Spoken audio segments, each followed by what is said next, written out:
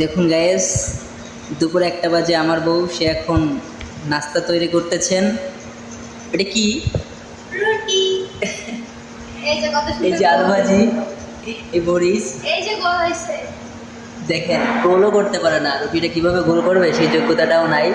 আপনারা যদি কেউ পারেন তো একটু শিখাই দেন। হ্যাঁ, রুটি ছিঁড়ে ফেলাইছে, ফেলতে ফেলতে রুটি ছিঁড়ে ফেলাইছে। এখন কয়টা বাজে? একটা কয়টা বাজে? একটা তো তুমি এখন নাস্তা করবো, তাহলে ভাত খাবো কখন? দুপুরের খাবার। বিকাল।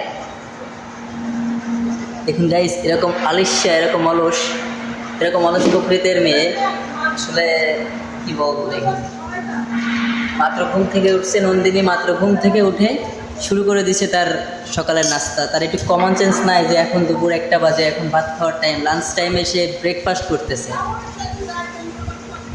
এইটা যে বানাই খাইতেছি এটাই কপা।